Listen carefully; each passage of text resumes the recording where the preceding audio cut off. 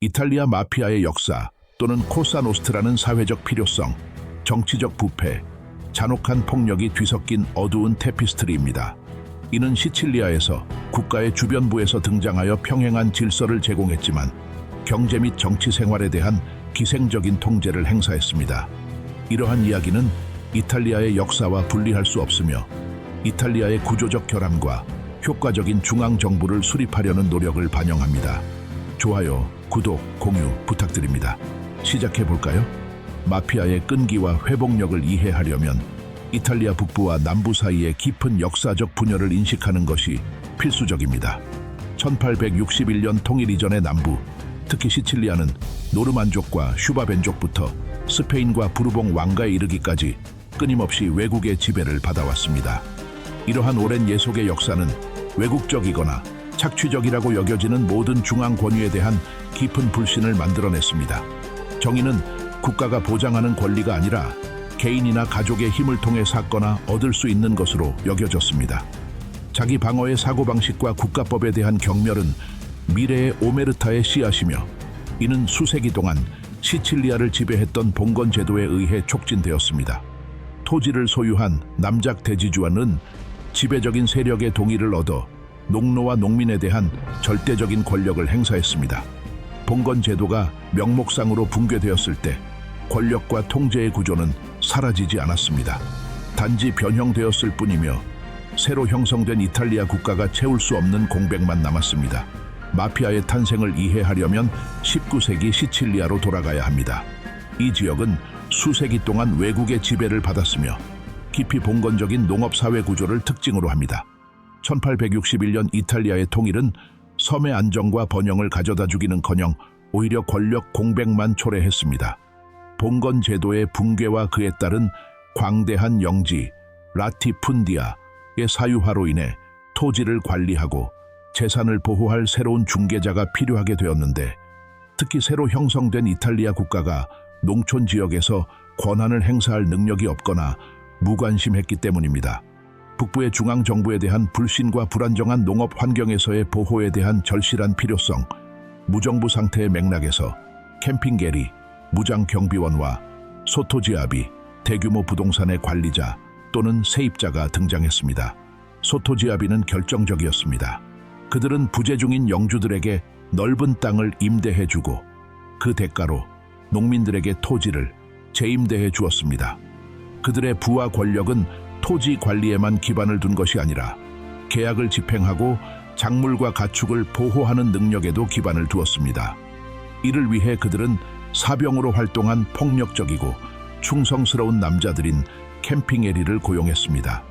이 남자들은 피조라고 불리는 보호를 제공했습니다. 그들은 종종 자신들에게 유리하게 분쟁을 중재했고 충성심과 돈을 대가로 잔혹할 정도로 효과적인 질서를 보장했습니다. 이러한 보호는 본질적으로 강탈입니다. 즉, 피해를 피하기 위해 돈을 지불하는 것입니다. 세금을 내지 않는 사람들은 농작물이 불타거나 가축이 도난당할 위험이 있었고 국가는 개입하지 않았습니다. 어원은 불확실하지만 종종 허세, 오만함 또는 필요성을 의미하는 시칠리아어와 연관되는 마피아라는 용어는 1860년대에 당국과 언론에서 이러한 조직범죄 조직을 설명하는 데 사용되기 시작했습니다. 이 용어를 사용한 최초의 공식 문서는 1865년 팔레르모 태수인 필리포 안토니오 괄테리오가 작성한 보고서입니다. 마피아의 부상은 오메르타, 즉 국가와의 협력이나 범죄의 폭로를 금지하는 침묵과 명예의 규범이라는 개념에 기초했습니다. 이 법은 처음에는 농민들이 당국에 불신을 품고 있었을지 모르지만 마피아 집단이 이를 차용하여 극심한 폭력을 동원해 자신들의 처벌을 피하고자 했습니다. 오메르타는 침묵을 도덕적 사회적 의무로 바꾸었고 이 코드를 깨는 것, 펜티토은 사형을 선고받았습니다. 초기 구조는 유연했으며 종종 지역을 통제하는 보스와 코스카 가족이나 씨족에 초점을 맞추어 특정 영토 내에서 강제적인 존중의 틀에서 운영되었습니다. 마피아는 이러한 창립 단계에서 자신을 순전히 범죄 조직으로 보지 않고 실패한 국가에서 사회적 규제와 자원 통제를 담당하는 대체 권력 기관으로 여겼습니다. 권력은 물, 땅, 감귤 시장을 장악하고 근본적으로는 상인과 지주에 대한 체계적인 강탈을 통해 행사되었습니다. 마피아는 처음부터 정치적 지원 없이는 폭력을 장기적으로 지속할 수 없다는 것을 알고 있었습니다. 갱단과 지역 정치 엘리트 사이의 동맹은 통일 직후부터 활동을 시작했습니다. 시칠리아 정치인들은 대개 귀족이나 새로운 농업 부르주아 계급에 속했으며 새로운 의회 제도에서 승리하기 위해서는 표가 필요했습니다. 농촌 주민을 장악한 마피아는 항구공사나 도로 건설과 같은 공공계약, 마피아 단원에 대한 사법적 처벌 면제, 친척을 공공행정경찰, 민사소송, 시청의 주요 직위에 임명하는 대가로 표를 전달할 수 있었습니다. 이 계약은 시스템이라고 알려져 있으며 마피아를 범죄 조직으로서뿐만 아니라 시칠리아의 정치, 경제적 환경의 구조적 요소로 자리매김하게 했습니다. 시간이 지남에 따라 갱단은 더욱 정교해졌고 그들의 영향력은 시골에서 도시, 특히 팔레르모로 퍼졌습니다. 마피아 조직원들은 지역 정치에 침투하여 특혜, 공공사업 계약, 조직원에 대한 처벌 면제를 대가로 표를 제공했습니다. 이탈리아 자유주의 시대 1870년에서 1922년에 마피아는 시칠리아 정치 엘리트의 조용하지만 중요한 파트너가 되었습니다. 조직 범죄와 정치 권력 간의 이러한 동맹은 시스템을 형성했으며 이를 통해 폭력 조직은 비교적 자유롭게 활동할 수 있었고 정치인들은 선거 통제권을 확보할 수 있었습니다. 파시스트 시대 1922년에서 1943년은 국가가 마피아에 맞서 처음으로 주요 정면 도전을 벌인 시기였습니다. 베니토 무솔리니는 마피아를 중앙 권력에 대한 경쟁자이자 파시스트 이탈리아의 이미지에 오점을 남기는 존재로 여겨 잔혹한 캠페인을 벌였습니다. 독재자는 국가와 동등한 권력을 용납할 수 없었습니다. 철의 태수로 알려진 체사레 모리는 1925년에 이 현상을 근절하기 위한 광범위한 권한을 가지고 시칠리아로 파견되었습니다. 모리의 캠페인은 끈질겼습니다. 그는 대량 체포, 마을 전체 간지 등 포위, 고문, 공개적인 굴욕, 협박 등 잔혹한 방법을 동원했습니다. 이 캠페인은 적법 절차에 기반하지 않았지만 많은 갱단을 일시적으로 방해했고 이로 인해 카를로, 감비노와 조셉 보나노처럼 미국에서 유명해진 주요 인물들을 포함한 수많은 폭력 조직원들이 주로 뉴욕으로 도피해야 했습니다. 모리의 탄압은 단기적으로는 효과적이었지만 매우 부당하고 권위주의적이었습니다. 그는 마피아의 사회 경제적 뿌리 빈곤, 대규모 토지 소유, 정치적 부패를 공격하지 않고 가장 눈에 띄는 징후만을 공격했습니다. 게다가 그는 유죄 판결을 받은 사람들과 함께 많은 무고한 사람들을 체포하고 유죄 판결을 내림으로써 마피아가 나중에 이용할 분노와 두려움의 유산을 남겼고 억압적인 국가에 맞서 국민을 수호하는 사람이라는 잘못된 위치를 차지했습니다. 모리의 메시지는 다음과 같습니다. 나는 국가 무솔리니이고 마피아가 아닙니다.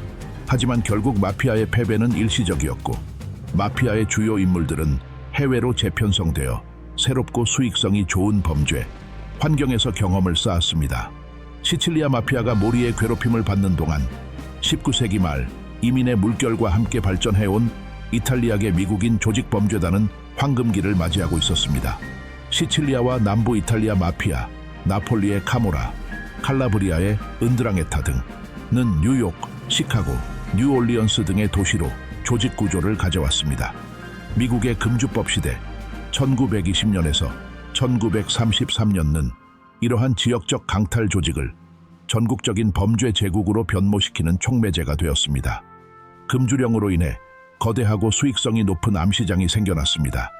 밀수, 불법 증류, 유통을 통해 엄청난 이익을 창출하여 신생 조직이 성장하는 데 필요한 자본과 물류 구조를 제공했습니다. 시카고의 알 카포네, 나폴리 출신 뉴욕의 찰스 럭키, 루치아노, 시칠리아 출신과 같은 인물들은 폭력과 사업 효율성을 통해 권력을 강화했습니다. 카스텔라마레세 전쟁 1930년부터 1931년까지 은 국군 보스인 살바토레 마란차노가 이끄는 시칠리아 전통주의자들, 소위 피트의 코수염과 럭키 루치아노가 이끄는 젊고 야심차고 미국화된 새로운 마피아들 간의 피비린내 나는 전쟁이었습니다. 현대적 기업처럼 운영해야 할 필요성을 이해한 루치아노는 마란차노의 살해를 조직했습니다. 이러한 숙청 이후 루치아노는 영토를 분할하고 내전을 막고 뉴욕의 5대 가문 감비노, 제노베세, 루케세, 보나노, 콜롬보를 통합하고 다른 도시의 가문들과 평화를 유지하는 통치 기구인 위원회를 설립했습니다. 이런 구조는 사업 중심적이고 계층적이며 옛 시칠리아의 전통인 명예와 농업 강탈에 덜 얽매여 있었습니다. 덕분에 수십 년 동안 미국 마피아는 생존과 번영을 보장받았고 도박, 노조 통제, 고리 대금업으로 사업을 다각화할 수 있었습니다. 미국 마피아는 국가적 권력을 갖게 되었습니다. 이러한 세계적 확장과 그에 따른 시칠리아에서의 마피아 권력의 재확인에 있어서 중요한 장은 2차 세계대전이었습니다. 연합군이 1943년 시칠리아를 침공했을 때 허스키 작전, 그들은 모리가 투옥하거나 추방했던 지역 마피아들에게 적극적으로 도움을 요청했습니다. 그들은 그들을 반파시스트 세력 파시즘이 그들을 억압했기 때문에 의로 여겼고 지형과 물류 네트워크에 대한 귀중한 지식을 가지고 있었습니다. 특히 당시 미국에서 매춘 혐의로 수감 중이던 럭키 루치아노는 미국 군대와 협상하여 형량을 감형하고 이탈리아로 추방하는 조건으로 자신의 지원, 해군 정보부가 뉴욕 항구를 보호하고 시칠리아와의 접촉을 원활하게 하는 데 도움을 준 것으로 알려짐들을 제공했다고 합니다. 이 동맹은 시칠리아의 장기적인 재앙이었습니다. 연합국이 수많은 마피아를 시장과 공무원 등 권력의 자리에 복귀시켰기 때문입니다. 가장 악명 높은 사례는 통역관으로 활동하다가 연합국에 의해 비알바 시장으로 임명된 비토 제노베세입니다.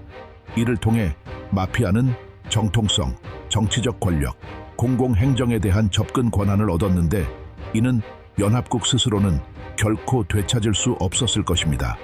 이는 외부 세력의 눈에 마피아가 합법적이고 필요한 세력임을 두 번째로 크게 재확인한 사건으로 마피아가 가장 큰 권력을 누리던 시기의 시작이자 정치, 특히 공산주의에 대한 방벽으로 여겼던 신생 기독교 민주당과의 관계를 재건하는 계기가 되었습니다. 제2차 세계대전 이후 이탈리아 공화국 1946년 건국과 시칠리아의 자치권 획득은 시칠리아의 코사노스트라에게 황금기였습니다. 마피아는 새로운 집권당인 기독교 민주당에 깊숙이 침투하여 팔레르모와 다른 도시의 재건 자금, 공공사업 입찰, 공공서비스 행정을 장악했습니다. 이는 팔레르모 약탈로 알려지게 되었는데 불법 건설, 부동산 투기, 부패가 폭발적으로 증가한 사건으로 정치인과 폭력배들이 도시의 손실을 감수하며 부유해졌습니다. 팔레르모 출신의 기독교 민주당 정치인이자 마피아와 깊은 연관이 있는 유명한 도시계획가 비토 치안치미노는 이 시대의 상징이 되었습니다. 마피아는 국제 헤로인 거래에 진출하면서 그 힘이 급격하게 변했고 농업 중심의 접근 방식을 버리고 다국적 범죄 조직으로 변모했습니다. 이러한 전환은 프랑스 커넥션, 마르세유에 있는 실험실을 이용해서 시작되었고 나중에는 자금 세탁과 마약 유통에 사용된 피자 가게 네트워크인 미국의 피자 커넥션에서 시작되었습니다.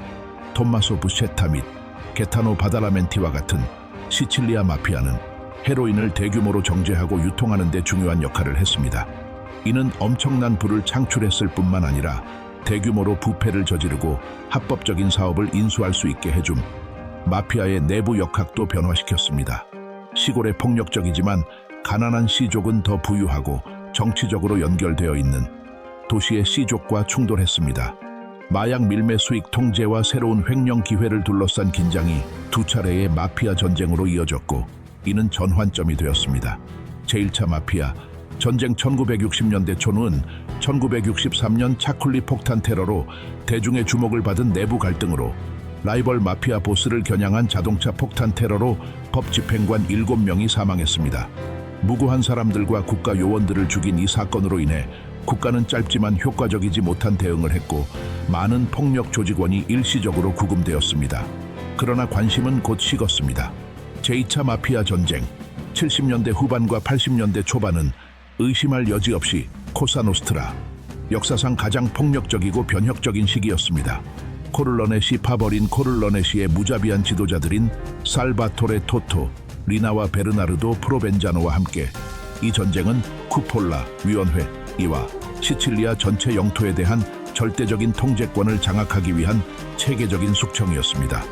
코를러네시는 팔레르모의 내부 라이벌과 전통적인 마피아를 잔혹하게 제거했을 뿐만 아니라 정치인, 판사, 검사, 언론인 등 자신들의 앞길을 가로막는 모든 사람을 제거했습니다. 1982년 마피아와 싸우기 위해 파견된 카를로 알베르토 달라, 키에사 장군이나 시칠리아 지방 대통령이며 미래 이탈리아 대통령의 동생인 피에르 산티 마타렐라를 암살한 사건과 같은 상징적인 사건은 리나의 국가의 정면으로 도전하려는 의도를 보여주었습니다. 2차 대전은 리나의 통제력을 강화하고 코사 노스트라를 코를러네시 마피아로 알려진 보다 중앙 집권화되고 획일적이며 잔혹한 조직으로 변화시켰습니다. 좋아요, 구독, 공유 부탁드립니다. 코를러네시의 과도한 폭력과 테러리즘은 이탈리아 정부로부터 전례 없는 반응을 불러일으켰습니다. 전환점은 팔레르모에서 안티마피아 풀의 창설이었습니다. 판사단이 협력하여 정보를 공유하고 마피아의 쉬운 표적이 되지 않기 위해 노력했습니다. 풀은 처음에는 로코 친니치 1983년 암살가 이끌었고 나중에는 판사 조반니 팔코네와 파올로 보르셀리노가 이끌었습니다. 이 판사들은 마피아에 맞서기 위해서는 마피아의 구조와 규칙을 이해해야 한다는 것을 알고 있었습니다. 그들의 전략은 펜티토, 회개하거나 정의에 협조하는 고위폭력배들이 보호와 감형을 대가로 오메르타의 규범을 깨기로 결정한 것을 사용하는 데 기반을 두었습니다. 이 중 가장 중요한 것은 브라질로 망명한 전통적인 팔레르모 출신 보스로 그의 가족은 코를러네시에 의해 학살당했던 토마소 부세타였습니다. 부체타는 1984년에 팔코네와 협력하여 코사 노스트라의 계층 구조와 쿠폴라 위원회의 존재에 대한 자세하고 신뢰할 수 있는 지도를 제공하기로 결정했습니다. 그의 폭로를 통해 마피아는 고립된 갱단의 모임이 아니라 단일하고 계층적인 조직이라는 것이 확인되었으며 검찰은 이를 통해 모든 구성원의 행동에 대해 전체 지도부를 기소할 수 있었습니다. 부체타의 정보는 역사적인 맥시 프로세스 최대 재판의 기초를 형성했습니다. 1986년부터 1987년까지 재판을 위해 특별히 지어진 고도의 보안 벙커에 보관되었던 팔레르모의 재판소에서 열렸습니다. 맥시 재판은 기념비적인 사건이었습니다. 475명의 갱스터를 기소하고 342명이 유죄 판결을 받았으며 총 2665년의 징역형을 선고받았습니다. 이는 마피아 역사상 가장 큰 법적 타격이었습니다. 코사노스트라는 가장 강력한 무기인 국가 테러리즘으로 대응했습니다. 1992년 대법원 파기원 이 맥시 재판의 유죄 판결을 확정했을 때 토토리나는 국가 저항의 상징을 처형하라고 명령했습니다. 1992년 5월 판사 조반니 팔코네, 그의 아내 프란체스카 모빌로 및 3명의 경호원이 팔레르모 근처 고속도로에서 500kg의 폭발물을 이용한 공격인 카파치 학살에서 살해되었습니다. 2개월 후인 1992년 7월 파올로 보르셀리노 판사와 그의 경호원 5명이 팔레르모에 있는 그의 어머니의 집 앞에서 자동차 폭탄 공격인 비아 다멜리오에서 사망했습니다. 이러한 테러 행위는 이탈리아와 전 세계에 충격을 주었을 뿐만 아니라 역설적으로 리나가 의도한 것과는 정반대의 결과를 가져왔습니다. 대중의 분노는 엄청나고 즉각적이었습니다. 굴욕을 당하고 전례 없는 압력을 받은 국가는 마침내 모든 자원을 동원할 수밖에 없었습니다. 수천 명의 군인이 시칠리아에 파견되었고 더욱 강력한 반마피아 법률이 시행되었습니다. 마피아는 범죄 행위에서 국가에 대한 전쟁으로까지 나아가 한계선을 넘었고 국가는 마침내 전력을 다해 대응했습니다. 1992년의 테러로 인해 끊임없는 사냥이 시작되었습니다. 토토리나는 1993년 1월에 체포되었고 이로써 그의 공포 통치는 끝났습니다. 비공식 전략과 엄격히 필요한 경우에만 폭력을 사용하는 전략으로 알려진 그의 후임자 베르나르도 프로벤자노는 마피아 평화 또는 침묵이라는 눈에 띄지 않는 전략을 시행했습니다. 프로벤차노는 40년 넘게 도망자로 지낸 끝에 2006년에 마침내 체포되었습니다. 주요 지도자들의 체포와 더불어 더욱 엄격한 법률, 예를 들어 폭력 조직원들에게 가혹한 감옥 제도를 부과하고 지도자들을 고립시키며 외부 세계와의 관계를 단절하는 제41조의 이과 점점 더 커지는 펜티토의 협력은 시칠리아에서 코사노스트라의 힘을 파괴했습니다. 오늘날에도 이 조직은 여전히 존재하지만 대체로 지역적 강탈의 기원으로 돌아갔으며 보호금 지불, 국가가 훨씬 더 많이 존재하는 환경에서 영향력을 유지하기 위해 고군분투하고 있습니다. 오메르타는 심하게 침식되었습니다. 코사노스트라가 쇠퇴하는 동안 이탈리아의 다른 범죄 조직들이 세계적인 강국으로 성장하여 그 공백을 메웠습니다. 은드랑게타 칼라브리아 조직은 현재 이탈리아에서 그리고 아마도 유럽에서 가장 강력하고 부유한 범죄 조직입니다. 이탈리아 부츠의 발가락 부분에 해당하는 칼라브리아의 가난한 산에서 유래한 이 구조는 강력한 혈연 관계, 엔드리네 또는 가족 씨족으로 인해 경찰 침투 및 펜티토 회원을 배신하는 것은 혈족을 배신하는 것을 의미하기 때문 별도의 위협에 대한 저항력이 매우 강합니다. 은드랑게타는 유럽의 코카인 밀매를 장악하고 있으며 조이아 타우로 등의 항구를 통해 들어오는 코카인의 80%를 통제하고 있습니다. 그들은 엄청난 이익을 얻어 전 세계적으로 자금을 투자하고 세탁할 수 있었습니다. 이 회사는 40개국 이상, 특히 독일, 캐나다, 호주에 진출해 있으며 건설, 복원, 운송 사업을 통해 북부 이탈리아와 유럽 전역의 법률 경제에 깊숙이 침투했습니다. 또 다른 중요한 조직은 나폴리와 캄파니아 지역 출신인 카모라입니다. 중앙 집중적이고 가족 중심적인 코사노스트라 및 은드란게타와는 달리 카모라는 끊임없이 경쟁하는 C족에 더욱 분열되고 무정부적인 네트워크입니다. 클란, 카모라는 도시 지역 마약 밀매, 강탈, 불법 사업 통제, 독성 폐기물 처리, 독성 폐기물 순환은 불의 땅으로 알려진 지역에서 특히 파괴적이고 오염을 유발하는 사업입니다. 등에 집중합니다. 분열되고 폭력적인 성격으로 인해 내부 갈등이 빈번해지고 영토 지배가 불안정해졌지만 나폴리와 그 주변 지역의 일상생활에 미치는 영향은 숨 막힐 정도입니다. 이탈리아 마피아는 다양한 형태로 복잡한 문화적, 사회적 유산을 남겼습니다. 한편으로는 이 나라의 역사는 어두운 얼룩으로 가득 차 있으며 수천 명의 사망자와 기관에 대한 신뢰를 훼손한 심각한 부패를 초래했습니다. 이는 자신들이 지배하는 지역에 엄청난 경제적, 사회적 비용을 부과했습니다. 반면에 그것은 수많은 예술, 문학, 영화 작품에 영감을 주었습니다.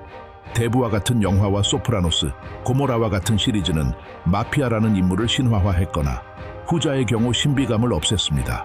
신화화는 종종 강탈, 마약 밀매, 무고한 사람들에 대한 폭력과 같은 추악한 현실을 가리는 명예, 가족, 전통의 이미지를 만들어냅니다. 때로는 미화하는 낭만적인 서사가 보스를 명예로운 무법자로서 묘사하며 이는 조직 범죄에 맞선 진정한 싸움에서 장애물이 되어 왔습니다. 마피아에 대한 진정한 싸움은 체포와 재판만으로는 이길 수 없습니다. 마피아적 사고방식을 공격함으로써 이겨야 합니다. 법을 선택사항으로 보고 국가를 적대자, 더 나쁘게는 부패하기 쉬운 파트너로 보는 이런 사고방식은 수세기 동안의 억압과 역사적으로 정의와 기회를 보장하지 못한 국가의 진정한 유산입니다.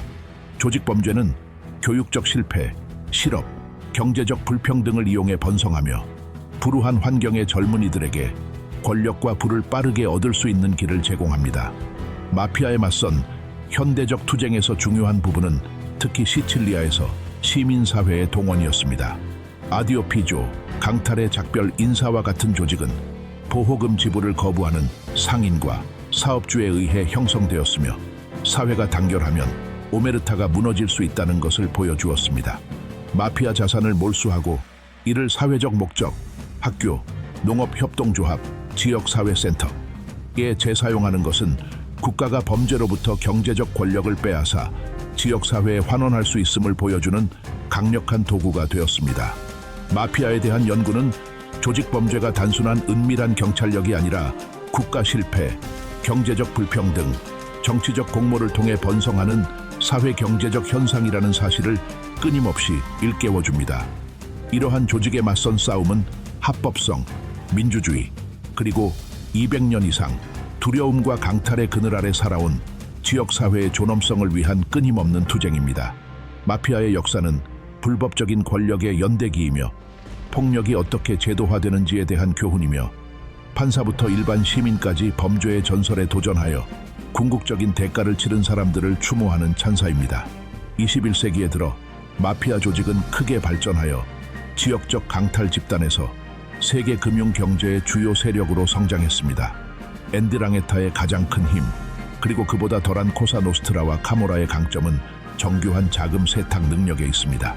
그들은 조세, 피난처를 이용하고 정부 채권을 매수하고 부동산 부문에 투자하고 온라인 뱅킹을 이용해 수십억 유로를 횡령하고 범죄 수익을 합법적 경제에 편입시킵니다. 법적 경제에 대한 이러한 침투는 아마도 현대 국가가 직면한 가장 큰 과제일 것입니다. 마피아는 더 이상 폭력과 강탈의 세력일 뿐만 아니라 경쟁을 왜곡하고 시장을 부패시키고 국가 전체의 재정 건강을 해치는 경제적 세력이기도 합니다.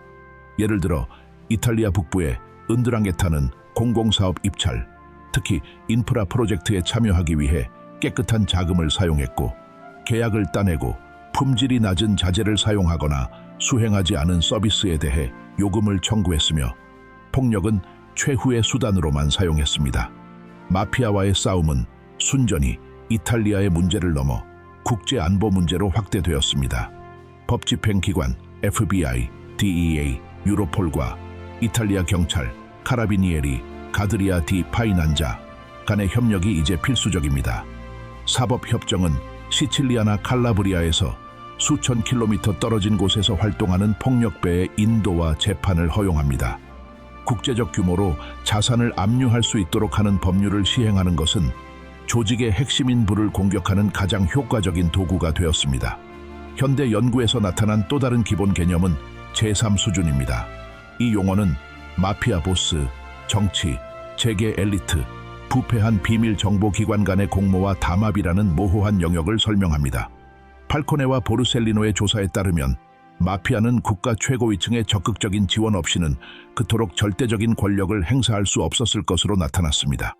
1992년 폭탄 테러 이후의 재판과 폭로로 국가대표와 마피아 보스 간의 비밀 협상, 국가마피아 협상, 이 1990년대 초반에 존재했다는 사실이 밝혀졌는데 이는 국가가 특정 양보를 제공하여 마피아 테러리즘을 막으려는 필사적인 시도였습니다. 논란의 여지가 있기는 하지만 이 개념은 마피아가 본질적으로 범죄자들의 집합체가 아니라 권력과 부패의 시스템이라는 점을 강조합니다. 궁극적으로 마피아는 문화적 상상 속에 남아 있습니다.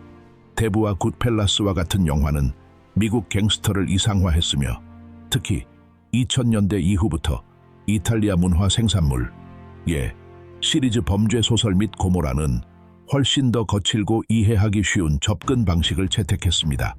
이 작품들은 조직 범죄의 잔혹함, 평범함, 비참함에 초점을 맞춰 검찰과 수사관이 보고한 현실과 펜티토의 진술에 더 가까운 시각을 제공합니다.